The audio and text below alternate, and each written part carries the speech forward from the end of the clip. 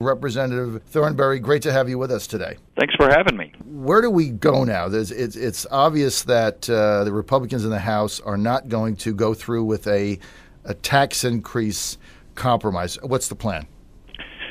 Well, I think two things. One is House Republicans, especially those of us on the Armed Services Committee, are going to keep working. A number of us are in Washington today continuing to work to find a way to make sure that the spending cuts happen, but to get our fiscal house in order, but we also protect the country's security. So just because it's March 1st doesn't mean we don't keep looking for ways to do the right thing for our military. But the second thing is the House is going to vote next week on a regular defense appropriation bill at the lower sequester level, so it does not undo sequestration, but it gives the military greater flexibility and relieves some of the difficulty created by a continuing resolution. So, it's another step, and it's just, I think, another example how we're going to keep working to do the right thing for the country's economy and the right thing for the country's security. Now, Mr. Vice Chairman, that sounds like a very reasonable approach. You're going to go forward with the cuts in the Department of Defense, but give those in charge more flexibility in figuring out where to allocate the cuts rather than harm our military preparedness. That makes so much sense. Why is it hard? Well, because everybody, or at least a lot of people, are trying to use this as political leverage to get higher taxes or whatever their agenda is. But I'm pretty optimistic because it's not just give Secretary Hagel and President Obama greater flexibility. It's to do it in a way that is consistent with Congress's priorities. We've already passed a defense authorization bill that's been signed into law, and this appropriation bill will follow that outline. And so I think when I ran for Congress the first time, that one very wise gentleman said the one thing about Washington and common sense is it's not very common. But we still have to keep after it and try to look for common sense ways. Even if you can't solve all of the problems for the military, you alleviate some of that pressure and keep working. Are you in favor of the so-called balanced approach that Senator Patty Murray from Washington outlined on Thursday, asking for some of the sequestration to be solved with spending cuts and the other half of it to be solved with another tax increase? Oh, of course not. And I don't think that's serious. Anybody who has paid attention to what's happened in Washington over November and December know that we had an intense debate, you might even say a food fight over taxes, and that issue was solved on January 1st, and the president got $600 billion in higher taxes. That's done. There will be no more tax increases that certainly go through the House, and I think anybody that proposes that is not really serious. They're just trying to play this political game for leverage that I talked about. And that's why I was glad to hear y'all are the adults in the room. We could use a few more adults in the room in Washington who really do try to solve problems rather than just play these games. It is Friday, March 1st. We're speaking to the Vice Chairman of the Armed Services Committee, Mac Thornberry, from the Panhandle area of Texas. That's the 13th District. And yesterday we had your chairman on, Buck McKeon, who said this about averting a military disaster. I'm going to play this and then ask for your comment. Mr. Chairman, in your judgment, if these cuts go through as mandated, is it going to hamper America's military readiness? No question. That is a very simple, to-the-point answer. As Vice Chairman of the Armed Services Committee, how do you weigh in on that very same question? Well, I think the answer is a clear and unequivocal yes. It does hurt our readiness, and we're already seeing the effects of it. As you talk to soldiers, airmen, pilots around the country, they're already reducing their training. You know, the military has already announced some differences in ship deployments and so forth. Now, I think there is a legitimate question: is the Pentagon implementing, and the Pentagon and the rest of the White House for the rest of the government, are they implementing this in as painful a way as possible? I think the answer is yes. But also there are limited options they have under the law, and remember this basic point: the total military budget's like 18% of the federal budget, yet half the cuts are coming out of defense.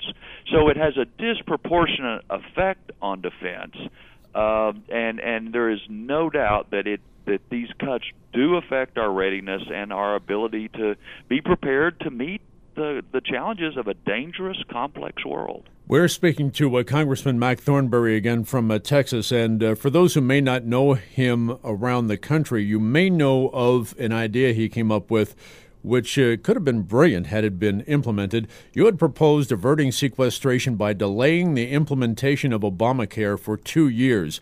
Any chance of that coming to the floor? Well, not today.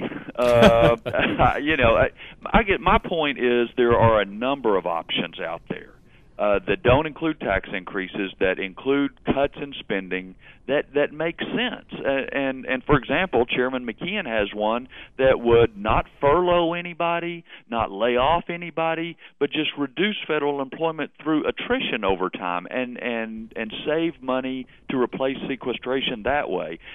My view was the administration's not going to be ready to implement the health care bill anyway next January. 25 states have said they're not going to set up these exchanges. If you just delay further implementation, not backtracking, just any further implementation of the health care bill, you save $130 billion. And I'm saying just delay it for 2 years. It saves $130 billion. Obama can still implement it, but yet we can use those savings to replace sequestration, and they've got a better chance to get their act together for the health care bill. Again, to me, it seemed like common sense. It is common sense. That makes so much sense, Congressman. It's almost scary in this town. Hey, let me ask you this: we just had on freshman Democratic Senator Tim Kaine from Virginia, and he said that he's prepared to go to his Democratic caucus and ask for a grander plan that would include tax increases and comprehensive entitlement reform. Does that have legs? Not immediately. I think in the middle of May we're going to get to the debt limit again, and some of these big grand ideas are going to be considered. I don't know if it depends on really their attitude about tax increases, because as I say, I think taxes are done. I am very interested in tax simplification on a revenue neutral basis. But we're going to need to see some specifics on entitlement reform. The House has passed some entitlement reform to replace sequestration, for example, and it would be a very encouraging sign if Senator Kaine or any other Senate Democrat would put a specific proposal for entitlement reform on the table as part of the mix. Now, we've talked an awful lot about the impact on the military, and, sir, for those who don't know, you're also a senior member of the House Permanent Select Committee on Intelligence. How could sequestration harm our intelligence gathering and intelligence operations at this point? I don't see you putting a CIA agent on furlough 2 days out of every 7. Just doesn't make sense. Well, it doesn't make sense, but the CIA and all the other 16 different intelligence agencies are not exempt from the effects of sequestration. So these across-the-board cuts are going to apply to those accounts just like they apply to the other accounts in the Pentagon. And of course it has an effect.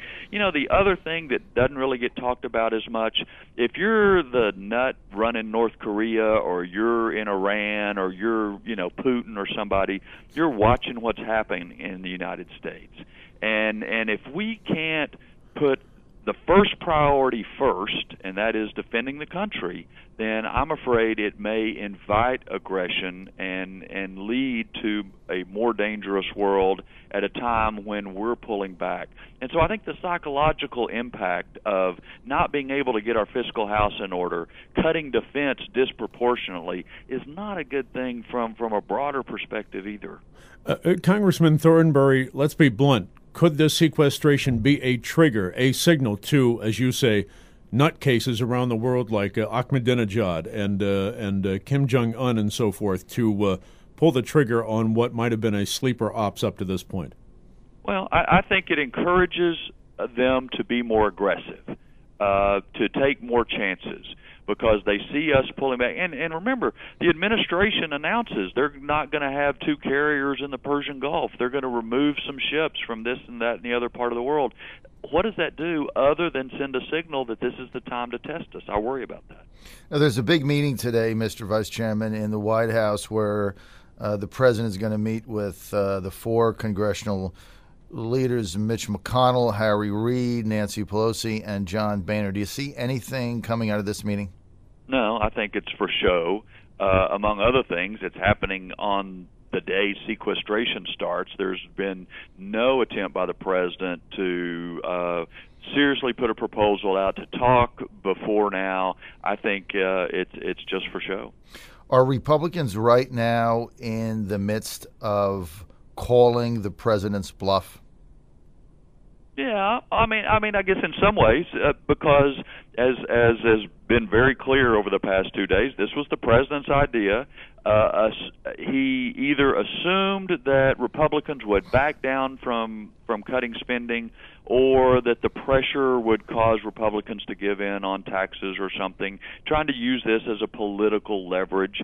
And I don't think that's going to happen, because, as I say, there's 2 things we have to do. One is to get our fiscal house in order by cutting spending, and the other is to defend the country. And it's not a choice. We're not going to back down off one for the other. We've got to do both things, and spending cuts are part of it. Now, I would a lot rather cut spending in a smart way rather than in a dumb way that hurts our military, and that's what sequestration does.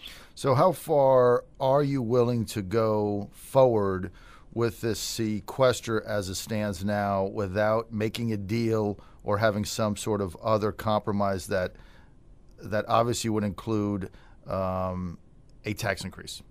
Yeah. To me, there is no compromise to include a tax increase. We've done that. And I think the president knows, as well as anybody else, that there is zero chance that a tax increase is going to pass the House. And so anybody that talks about it just is just trying to play political games, not being serious.